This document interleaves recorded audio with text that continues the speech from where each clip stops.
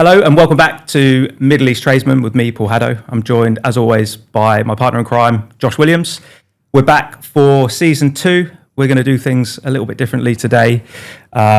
We have several questions that have come in on our social media over the last few months, and we're going to be put on the spot today by our social media guru, Law, who's going to then ask our questions to either one of us, and we're going to answer them the best we can, and hopefully it's very educational and interesting. But first of all, Josh, how you doing? We've had a busy few months, haven't we? Yeah, it's been very busy. A lot of unknown stuff that we've faced and challenged, but hopefully getting through it. Everything's good other than that. I think we're on a trajectory upwards. But yeah, otherwise everything's good. You? Yeah, no, likewise. I mean, as I say, I think we've had our heads in work a lot the last few months. We had to work hard to grind things out, which we continue to do so. The sun's out, it's lovely and hot. That always helps. So, I mean, onwards and upwards, I think. I think it's 2026, take 2. Hopefully there's no need for take 3, but let's go from here. Yeah, it's been challenging. It's a start to the year to forget, but I think we've done the best we can given the circumstances and carrying on upwards. Yeah, I'd say so. So let's crack on then. Law, who are you going to put on the spot first? Of course, you, Paul. Okay, let's do it. So, Paul, what motivates you now compared to when you started Expat Group? Well, I think when I first started Expat Group, there was a lot of pressure on to, one, earn myself a salary, make things work. In that regard, the thought about making a business with a reputation, growing a business into what it is today, wasn't really on my mind at that point, because the motivation is ultimately to make some money and make a name for yourself. Now it's more about growing that reputation rather than the sort of money aspect of it. We built a sustainable company, and it's very much about improving what we do, which is always a motivation for me, because likewise with Josh, we take immense pride in what we do. And also helping everyone within the company grow and do better and achieve better things as well. So seeing everyone around us grow and improve is a huge motivation and keeps us going daily. Nice. Question for both of you. What's something about running a business people massively underestimate? I'll go. First thing that springs to mind is that I think a lot of people think it's easier than what it is from the outset and what people potentially see. We might make it look really easy. Yeah, but it's the things that you don't see that really you as a business owner will find tough. There's been a lot of conversations me and Paul just over the last few months have had that I never envisioned that we'd have to have. And they're the type of conversations that you really have to think deep about and probably will keep you up at night. So yeah, that's the thing that comes to mind first. I add to that as well, like when you're running a business and it is just yourself, as I experienced in the first few years, there's overwhelming pressure and expectation. As we sort of grew and myself and Josh partnered, the benefits of having 2 of you in the business that can complement each other and also bounce ideas off and have these tough conversations with helps a lot. I mean, there was times in the last couple of months, I think I really struggled. I think I even apologized to you one day. The next day, I was like, sorry about that, because I was just, properly stressed. So I think if somebody is starting a business and they do have the potential to partner with someone and they can see the value in it and see how you can complement each other, I'd probably say explore that as an option, because that will help you grow once you're bigger. At first, you might be thinking, no, I can do this on my own, but don't underestimate the power of 2. 100% agree. So following up on that, what is something you've learned about leadership the hard way? Respect is not always a two-way street. I think is the one that sits with me the biggest. You might give someone what you feel is the world, be that even a friend, not even necessarily in work, but let's talk about work as an employee. You might give them the world, they won't give it back to you. Some will, some won't. And I think that's the hardest thing to swallow. You feel you want to treat everyone fairly and respect everyone fairly, but respect doesn't always come back to you the way that you give it out. And that was a tough pill for me to swallow a few times, but I think I've learned it the hard way now, and it kind of toughens you up a little bit. I think one thing for me is when you're working with somebody for 6-7 years and you build that sort of relationship, almost like a friendship, it was very hard to then have those sort of like tough conversations with people, whether it be they've done something wrong and they need to improve, or they're asking for something that you can or can't give. You've got to sit with people and have those conversations. One thing that really stuck in my mind is that you have to always remember that there is a line between yourself and employees, that even though you get on great, you work with each other every day, there is still a line that you have to try and keep. And that's one of the hardest things in leadership, because I love everyone that's in the company and I want to do my best for them. But at times it's really tough to have challenging conversation with them, but you have to keep that line so that you do have some space. That's tough. Yeah, so obviously being a business owner can be stressful. Is there anything that can keep you awake at night, like as a business owner? Everything and anything. Literally. For Josh, it's you. You keep him awake at night. We're very different in that essence. I know Paul struggles with this, and even more so over the last few months, the sleep side of it. Touch wood for me, I've never struggled to sleep at night, but that sums me up as a character quite well, and that is where we've complemented each other the last few months. Paul can be a worrier about the stuff that's going on. I generally don't, and I deal with it when it becomes a problem to me to deal with, because there's a classic saying of don't deal with it twice. You deal with something that might be a problem and then you deal with the actual problem. I just deal with the problem, or I try to. So when I put my head on the pillow at night, I'm out. Paul's slightly different, but that's what sums us up as people, is different. Yeah, I mean, I'm very much a bit of a sort of control freak. So if there's a problem, I like to deal with it and solve it. When there's problems that are outside of your control that you cannot solve, I find that really, really hard to deal with. So that would keep me awake at night. However, even if there's only one problem and it's very small, if it's my only problem, it's my biggest problem, and I'll still think about it. And it's very hard to switch off. I think I'm becoming better, But yeah, I think it's just, I find it hard to switch off in general. So yeah, there will be anything and anything that I can think of, I will think of it at the wrong time. But at the same time, I feel that it helps me as well, because I'm always looking for solutions as well, and it helps me deal with problems. All right. So what has been your most stressful year in business so far, and why? Well, we haven't completed this year yet. But So it's already winning. I don't want to commit to this year just yet. It is like, we're only in the middle. I think even if the rest of the year goes smooth and to plan, this will go down as the worst. I think just looking at it from a slightly different angle, I think year 2 for me was probably my most stressful, because year 1 was all about getting my name out there, getting some work, getting some money, and it was all a buzz, and you just lived off this adrenaline for a year, and it was great, and it was really positive, and I loved it. Year 2 was then an expectation on myself and what I could produce. I then also couldn't deal with the volume of work that we had. I couldn't deal with my phone ringing as much as it was. I couldn't deal with the messages. I was then trying to do the work. I was then getting home and trying to quote. I was then trying to invoice. I was then trying to, tally up payments that had come in and follow up with payments that may not have come in. That was extremely stressful. It was extremely early starts and extremely late nights. There's a picture that I have, and it's saved in my favorites. I look back on it sometimes just to remind myself how far I've come, but actually 2 pictures that Laura took of me. One, I'm sat on the dining room table, laptop there, God knows what time it was at night, still working with no end in sight. Another one where I'd come through the door and just starfished out on the floor because I was done. There was evenings where I'd cry because literally I couldn't keep up and I felt like I was failing. We overcame it, but yeah, I think that second year was a really, really stressful year, but one that we had to get through to then be able to employ people and grow the business into what it started to become. So yeah, hopefully this year doesn't outdo that one. I think to add to that, there's 2 different kinds of stress here. There's the physical stress and the mental stress.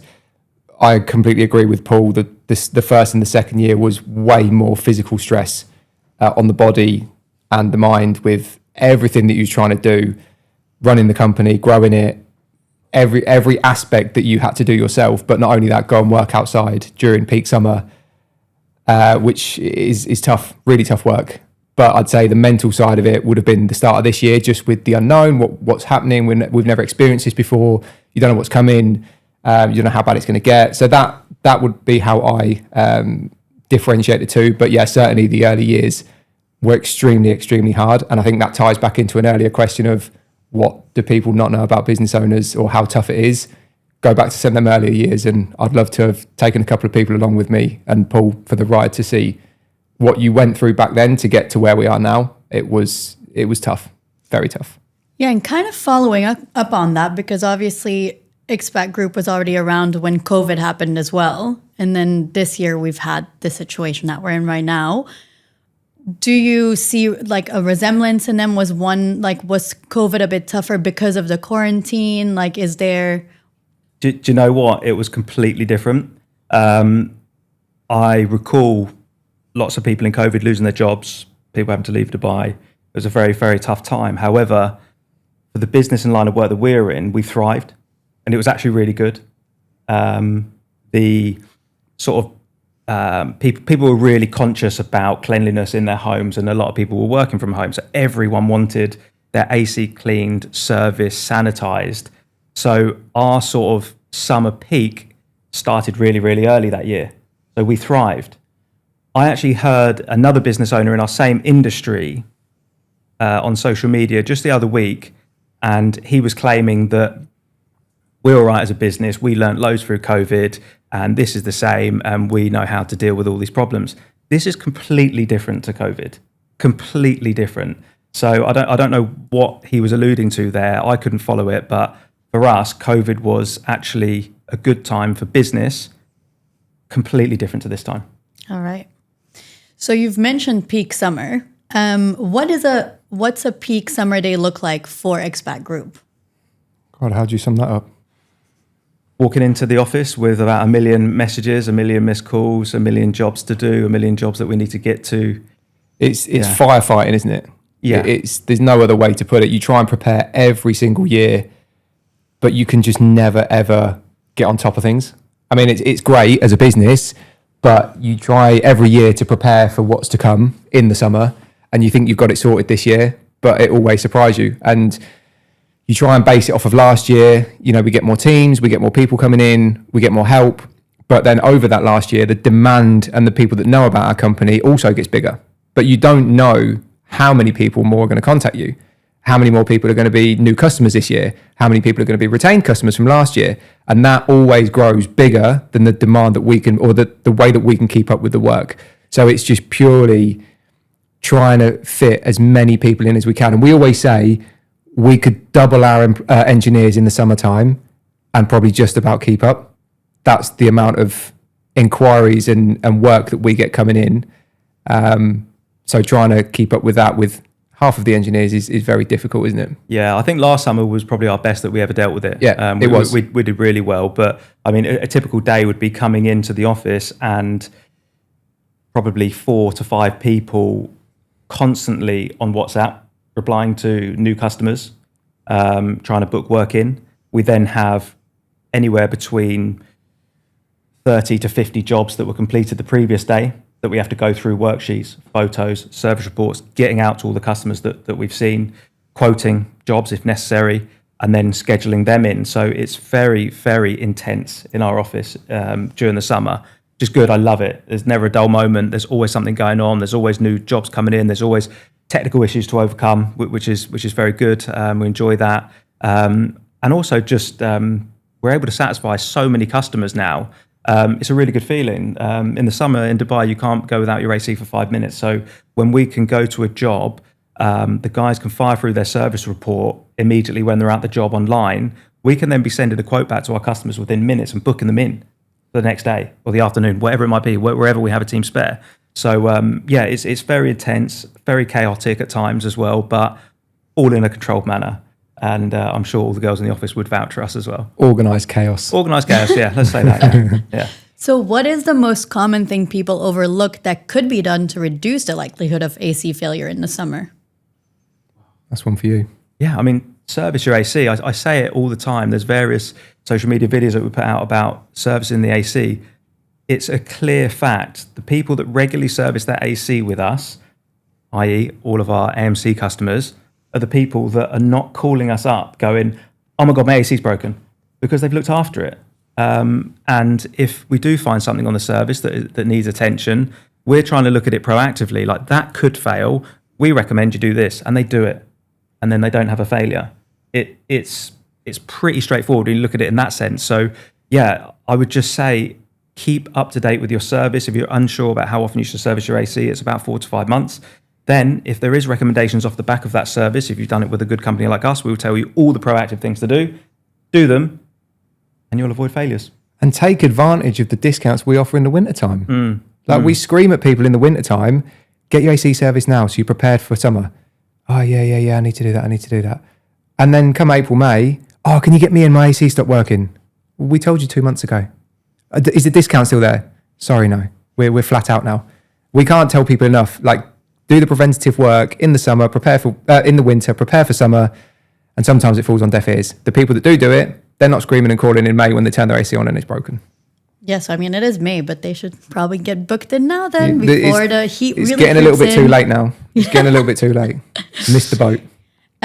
Question again for both of you. What's something people assume about you that's completely wrong? Josh, I'll start with you. That's putting me on the spot. I wouldn't know what people's assumption are of me because I live quite a low-key lifestyle. So it's hard for me to say what people's assumption would be. Probably that I've got it all figured out, and I don't think a lot of people do, and I don't think it's spoken about enough. But I think a lot of people would look at maybe someone like myself or Paul as business owners. You've built a business, it's all worked out, you've got it all, you know where you're going. Reality is we don't. You just, me certainly, I've winged it my whole life and got to where I am. I know what's right, I know what's wrong, and I think that keeps me on the right path to go where I need to go. But yeah, I think a lot of people think that it's all figured out, and it really isn't. Fake it till you make it, eh? That's the motto I live by. Similarly, I don't know what people would assume of me. Nobody says too much to my face, so I don't know. It would be very, very interesting to hear what people say behind my back. I'm sure it's all absolutely lovely, so I'd love to say that everything they assume is correct. But what I would say is a lot of people that I speak to, because they just look at social media and stuff like that, and they'll just be like, "Oh my God, you just play golf and go to the gym all the time." It's not true. You just put the niceties on social media. It's a highlight reel. Exactly. And there's so much hard work that goes on, but it's going to be boring if I show you sat on my laptop for hours. It's going to be boring if I show you me on a rooftop trying to talk to guys about something technical. So yeah, I think there's probably a lot that people don't know. And if they did assume just from what they see from the outside of social media, they probably just think I'm a professional golfer. And if you show... they watch it, they'll see I'm not. If you was to show your whole life, then probably people wouldn't think that of you as well, because as you said, there's a lot that goes on that you don't put on social media. Yeah, exactly. Yeah, that is not pretty. Yeah, and it is quite hard. So what's something people outside Dubai would never understand about doing business here? God, how frustrating it can be at times. And I'm not talking about the line of work that we're in, but just running and operating a business out here, or even starting a business, can be extremely frustrating, can't it? Yeah, there's kind of a lot of red tape, but I don't know whether I would take the red tape over the tax implications of somewhere like the UK. 100%. I think one of the biggest things for me, or the differences that people would realise coming from probably more of a contracting background in the UK to then coming to Dubai, is the fact that in the UK, people will generally pay you, stick to contracts. In Dubai, it's a little bit more lax in that, and you have to be very friendly, make relationships, shake hands a lot, get to know people, and this is how you'll kind of do business and get paid. It's not just about what's written on a paper and agreed, and you never speak to anyone. So I think that in Dubai, more so than what I experience in the UK, it's very much about relationships and spending time with people. I think once you've got the business set up, that's probably the hardest bit. Operating a business in Dubai, I think, is tenfold easier than the UK in terms of stress and income and getting paid and money and tax and everything that goes with it. The operational side of business in Dubai is way easier. Yeah. There's just a lot of processes that sometimes can be quite frustrating here. Yeah, but we always have that thing, don't we, where we say, like, if you need something done, you go to that place, you find everything you need to take with you, then you leave and you go back another day, because nothing ever gets done on the first visit if it's some form of government transaction or something. And the rules always change. Yeah, that can be frustrating. But I mean, look, there's so much opportunity in Dubai as well. So I think yeah, but people that are looking to explore business in Dubai would be surprised by actually, if you do put in some hard work, the amount of opportunity that there is. Yeah, it far outweighs for me running a business in the UK. Yeah. I take my hat off to people in the UK that run a successful business. I think it's extremely difficult and hard, and the system's made almost to fail a lot of the times. And I think people that have done really well for themselves in the UK, you've got to take your hat off to, because it's very hard to do it. And I think Dubai makes it very easy for people to run and operate a business here. I really do. So based on your answers, I think I know the answer to this one, but have you ever considered leaving Dubai permanently? Never. I have. Really? Yeah. Shocking. Yeah. We were probably about, it was before I started Expat Group, but yeah, probably about 3 or 4 years into our journey in Dubai. Wasn't really liking, I think in previous podcasts I spoke about it, I wasn't enjoying the time I was having in the contracting, and it was extremely, it was just tough. Life was really, really tough. And so all of a sudden it came to a point where we were like, we don't like Dubai. We don't like anything about it. It's too hot. Beach is too sandy. The water's too wet. Anything that we thought about Dubai, we just hated at that time. And we were looking at moving to places like Australia, Thailand, going back home to the UK.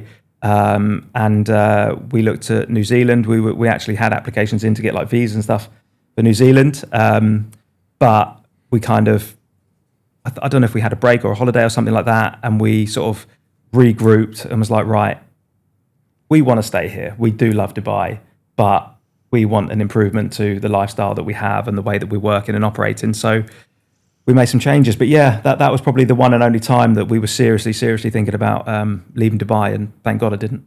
Yeah, I was going to say you're happy you didn't. Oh, 100%. Yeah. I can see the rest of my life in Dubai. I love it. Nice. So what is the hardest period of your life you rarely talk about? I'm going to go first. Do you know what? I'm very fortunate and lucky in the fact that I don't feel that I have one that sticks out. And I do count my lucky stars every day for that.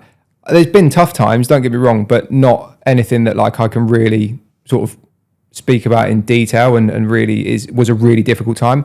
There's been times where I was skint, had not a penny to my name, family and grandparents passing away, obviously incredibly sad times and upsetting, but I don't feel that I've got anything that I can sit here and pour my heart out about a tough time. And it's a bit boring, but I find myself extremely lucky to be in that position. That's good. Yeah, that's a good thing. Yeah, so I've got nothing interesting to say on that one, unfortunately. That's fine. No crazy story that I can put on.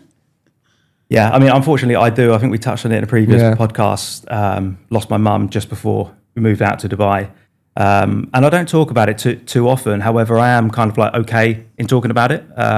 I think it more makes other people feel uncomfortable. But yeah, I'd say the year leading up to moving to Dubai was probably the toughest. That was a really tough time. There was times where we were called to a hospital because we were going to lose my mum. We'd go to the hospital and she was fine. Well, not fine, but she was okay at the time. And I can feel I'm going to start crying or something. So this is the reason why I don't talk about it too often. But tough that was. I can only imagine. That was a tough time for me. Yeah. Well, thank you for opening up about that, Paul. Thanks for nearly making me cry. We'll do it one day. We're going to do it one day, I tell you. Yeah, probably. So obviously this year has been a bit challenging in Dubai, especially the last few months. What have you learned the most either about yourself or the business so far this year? I think resilience is so key, and it just speaks louder with the situation that we found ourselves in recently. I think I've also learned that although me and Paul are incredibly different character and the way we are, the way our beliefs are, the way we react to situations, I think a sprinkle of Paul and a sprinkle of Josh goes very well to run our business. As we alluded to earlier, there's been times where you've been really worried and overthinking and panicking, and I've been Mr. Calm, we'll be fine. It's fine. It's not a problem. And I think that sort of chalk and cheese, when you're in this, unknown territory yourself, goes really, really well together. And I think had we both have been too calm, or had we both have been too panicky, we could have made some rash decisions that could have had a detriment to the business. And we had many conversations, didn't we? Very, very, deep conversations about where we're going, what we're doing. Do we need to react? Do we not? And ultimately we had a plan. We had milestones that if we got to that point, we knew what we was going to do, so we was prepared for it. But we didn't panic, we didn't jump the gun, we didn't do anything that we didn't need to do. And I think it just showed that our two characters in business together really do work together. Yeah. And I think we carried a lot of weight between us through the tough time that we've been through. That's what I've learned a lot this year. And I think not only just us as well, one thing that stuck out for me as well, or two things actually, the as well as what you've just mentioned there about the partnership, but the other two things were the reputation of the business. As there was less people in Dubai, the people that were left that needed something doing were only going to call people that they trusted and wanted in their home. And that was us, we felt, because we retained a lot of customers that were pre-existing. That was really, really comforting. The other thing was the fact that we asked more from our team and all of our employees, and everyone has done everything they can to keep the work going, keep up a good reputation, keep all the positive feedback coming, doing extra hours where we needed to. And it really, really made me appreciate the fact that it isn't just myself and Josh that are grinding in and trying to make this business a success. There's a whole team of us that when the times are tough, everyone was willing to put in the work and help the business to succeed through this period. So yeah, that really stood out to me and something that I'm really grateful for. And I don't think we had anyone that had like a wobble in the fact of we had to have a word with them, or they came to us worried or panicked, or, you know, everyone, I think the leadership that we set, it was clear. Everyone bought into it. We were all on the same team. We're all going to get through it together. Yeah. And we that was communicated what we were going to do. We did. As well, nothing was a didn't we? surprise. Nothing was hidden. And I think we did it really well. But obviously it works both ways. And what we're going to do for leadership to our team needs to give back to us. And they did. Yeah. And yeah, shout out to all of our staff members, because not one of them caused us any panic or made a situation tougher than it was. No. Whatever we asked of them, they did. And they turned up every day with a smile on their face, and we got through it, didn't we? Yeah, we they really did. understood the situation and ground it out with us. Very appreciative of all of them, yeah. So, Paul, this kind of follows up on this, but what do you think makes yourself and Josh a partnership that works? Well, I think, Josh brings a sort of calmness and thought process to things, and more often than not comes to the right outcome. Whereas I'm very much a sort of knee-jerk reaction, a bit more emotional with things, can be a bit hot-headed at times as well.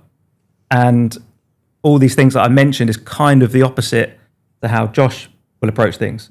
So I know that if I've said something out of turn or said something a bit quickly, Josh will then come in and say, well, let's look at that, or let's see what happens with that, or let me look into it. Let me find out the reason for it. And we get to the outcome. So, I can kind of come up with some funky ideas and all this sort of stuff. And Josh can then just settle them down a little bit. Talk some reality or sense. Yeah. No, the fundamental thing is that's we've just said it time and time again, but it comes back to we complement each other. And yeah, there's times where I need to be a bit more reactive and I'm not. You're better at a lot more things than I'm good at, and vice versa. And we've talked about it time and time again. But I think it's just, if we were both hot-headed people, I don't know how many staff would have left working for us. That's what worries me. But on a side note to the business as well, it's just reminded me, I messaged you when I was in the gym 2 or 3 weeks ago, and I was like, I'm going to start a golf channel, and we should invite all these people on it. We're going to do this, that, blah, blah, blah, blah, blah. I went off on one, and you were just like, okay, invite me on when it's flying. I was like, okay, don't want to be a part of it. This is a classic one of Paul's mad ideas on a Monday morning that he's going to start a golf YouTube channel, and I was just like, I'll be a guest when it's all up and running. You know what? Paul is in his influencer era, and I think we just have to go with it. Again, like, he's in it now. We're different people. We do different things. You've deleted your Instagram. Yeah, Paul I'm going the other Paul way. is going I'm up off on Instagram. Paul's doubled down on it. He took my Instagram energy and doubled down on it. Yeah, so the golf channel's on ice for the moment. Or did I delete it because he's doing that? That's the question we need to be asking. True. Have I deleted it? Have I just blocked him? Who knows? Who knows? Yeah, because I can still see your profile. No, I'm just kidding. I've seen enough men in Lycra for my lifetime. Hey, steady. So I think people kind of know the answer based on the previous questions, but Do you find it hard to switch off? And if so, what helps? I think we know who can switch off and who doesn't. Yeah, although like to jump in there, I can switch off and sleep like that. I do find it very hard to switch off. I'm not a person that can go in the door from work and then not think about work the rest of the evening. Like work is always on the brain. You know, we're both, the way we process and deal with things, we're very similar as well. And it is very hard. I just have that ability to fully relax when I go to sleep, but work never stops. It's the first thing you think about when you wake up, and it's the last thing you think about before you go to sleep, if you sleep in some cases.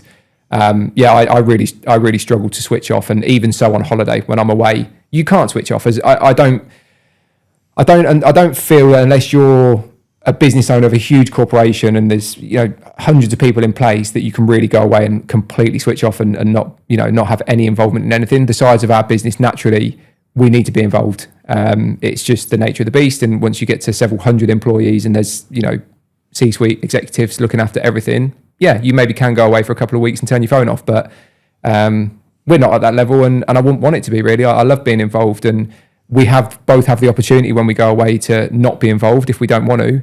But fundamentally, we can't leave it alone. That's the passion of the business for you. Yeah. Yeah, I just think, like, in all seriousness, we are so involved in the business and we care so much that you can't just switch off from it, because you'll miss something. And in our industry, it's very fast paced as well. As I say, we've got, you know, several hundred jobs going on a week. So we kind of need to have our finger on the pulse, because the moment we take it off and we're out of touch, we feel out of control. So I think just this, certainly for my personality, as being a little bit of a control freak, that I kind of want to know the ins and outs of everything. Even if I'm not acting upon it, I still want to be able to see what's going on, so that if my input can be valued, I'm there to put it in. All right. So we've talked about social media and showing certain things on it. So of course, some people can think a certain way about people, especially as a business owner. So what's the difference between showing confidence, what's the difference between confidence and arrogance, you think? I think if you're confident, if somebody asks you a question, you can answer it and back it up. With facts. With facts and with, you know, education as well. So if you're, I guess, arrogant, you could be taking it a step further as to be inputting that information on people that don't necessarily want it, and not listening as well. I think you can be confident because if you say something and you believe that to be true, but you listen to a response or another input, if you're confident, you can back it and say, yeah, do you know what, you're right. That's actually spot on. I made a misjudgment there. That's correct. I think arrogance would be just to be blind and not listen to anyone else. Believe you are so correct and have no input or have no interest on anyone else's input because you're correct and that's factually right. That's right. And I think there is a fine line. My wife describes me as arrogant quite a bit. Really? That surprises me. Yeah, but that's I know there's sarcasm there. Poor Laura. But that's probably because I'll go home and just talk at her about work and then say, but then I'll do this and I'll do that, and so I just big myself up, and that's probably where that comes from. Yeah, so she'll ground you then. I think outwardly in public, I'm certainly not arrogant, but far from it. I think there's a fine line between it, to be honest. Like there's a very fine line, and it's very easy to overstep it. But I think you can be confident without being arrogant. Yeah, I mean, from working with you guys, I don't think any of you are arrogant. So. That's really nice. Thank you. Got that. Is it time for your invoice to be paid or something? Must try harder. Actually, no, I'm just kidding. Paul, this question is for you. Okay. What kind of parent do you hope your kids remember you as? Hopefully one that was there with them and had a lot of fun with them. Because although we work and put in the hours, it is very important to spend that time with your kids, and so they have strong memories of what you were doing what they were doing as a kid with you as well. So I think that's very important. So I wouldn't go too deep, but yeah, I'd just like them to have some strong memories of me being around. So I'm very aware that I work a lot, my mind's on work a lot, but we try and make, quality time to do special things with the kids, go on nice holidays and stuff like that. So yeah, I'd really like them to grow up having fond memories of that. I'd also like them to have memories of me trying to teach them about work and life and business, and trying to sort of hold on to some of those values as well. Nice. Okay, so one last question, more business related again. So Expat Group looks after high net worth individuals as well as some household names with celebrity status, even though a lot of people might not notice because, again, we don't show this on our socials because we respect their privacy. So what makes them choose and stay with Expat Group? Yeah, I mean, we've probably both got points to add to this, but I think one thing, as you touched on there, is the confidentiality. We won't go telling everyone who's our clients, what we're doing for them, etc. So that, I mean, it almost goes without saying, but I think just the level of communication that we have and the ease that we have for the jobs that we do, a lot of the time you'll be dealing with a PA. So if you can make their life easier, it's going to make everyone's life easier and you're just going to get the work done and go. A lot of the time it'll be either myself or Josh that's communicating with them as well. So if we're able to talk clearly, concisely, to the point, this is the problem, this is what you need to do, they prefer that sort of attitude as well, and that personal level of care as well. So I think that is what retains us a lot of those kind of customers. Yeah, it's the non-rubbish area of like, they want to know what the problem is, how to fix it, when you can do it. Not that the price is irrelevant, but their lives are usually extremely busy with a lot of other things going on that are very important. The last thing they want to be talking to somebody about is why their air conditioner has stopped working. They just want to know when you can fix it, when it's going to be fixed, how much it's going to cost, and they're done. So I think that personal service that you can offer to them, it's just making their life easier. That's the easiest thing, and not blabbing about things. And we probably shouldn't overlook the quality of our engineers as well that are producing the outcome. So we're using like the best materials, the best products, the best equipment. We're partnered with some of the best brands in the UAE. We're producing quality that isn't going to provoke a callback or a problem further down the line. So there's a peace of mind with our reputation as well, that what we're offering is a permanent solution with a quality outcome. And I think some of them in particular have an AMC with us. So they're committed to us to look after their property, and we want to, show them why it's valuable to them. But simple things like, they get to know the engineers that are turning up at their villa. It's not a new face all the time, and they like that continuity of who's coming around. They know the history, they know what they need to do, they know any previous problems, and they just draw comfort from that. So it's just about making life as easy and simple as possible. So Josh, just for the people who don't know, just elaborate on what is an AMC. AMC stands for annual maintenance contract. So what we would do is, if a client comes to us wanting an AMC, we would package them up what they're looking to maintain over the year. There's very different levels in what you can package, from just a simple routine air conditioning service through to having the AC serviced, the water tank cleaned, the ducts cleaned once a year, your filtration system service, your cooker tap service, your drinking filters serviced. All of this stuff you can package up, and we can tailor it to whatever they would want. Usually by packaging it up in a 12-month package, you'll get a nice discount for doing it, for paying up front, and then you get call-out visits during that contracted period free of charge. So if there's ever a problem, which usually there isn't, we would then send the team out, find out what the problem is, do a quotation based on that, and then do the follow-up work that's needed. So it's something that we didn't actually do for a long time, did we? Like properly do it. No, we wanted to get it right, didn't we? Yeah, over the last 12, 18 months, we've took a lot on because we wanted to get it right. And there was a lot that we didn't want to just become one of these other companies that, unlimited call-outs, free parts, free labour, pay 3,000 dirhams a year and everything's covered, because it's not. And there's so many holes in it. That was the key problem, wasn't it? Because there was so many companies that are offering AMCs for pennies, and then offering, unlimited amount of handyman work and stuff like that, and unlimited this, that, and the other stuff that you don't really need. We've looked into it, and these companies can't be making money, or are paying their staff extremely low money, or will go out of business next year. It's not sustainable. So we had to be sure that what we were offering was a product that was, one, necessary, two, good value, but three, made us money as well, so that we could sustain the level of quality that we offer. But they also, we'd also seen free labour, just pay for parts. Never free labour. And then said parts were 4 times the price of a marked up cost. Yeah. And how that can be justified, I don't know. So fundamentally, we people might look at our AMC price and say, oh, you're expensive. And it's like, okay, well, how much did you spend last year, including your AMC, versus how much you're going to spend for the year with us? Because the point with us is no hidden extras. Once you pay, unless something catastrophic happens, you're not going to pay again for much, or it might be a small consumable part. Whereas the other motto is get the contract as cheaply as possible and then spend a load of money throughout that year with them. And that's just what other companies rely on, which is what we didn't want to do. So we now have a product that's really good. It's valuable. It saves you money over the term. And I think it's something we can be proud of. Mm-hmm. Yeah. Okay, great. Well, that was it for me. I think if people have more questions, they should either leave it in the comments or in our DMs, and then we can do this again sometime. Yeah, good. Like what can Paul bench press, and Yeah. how much can he squat? Follow me on And socials to find out.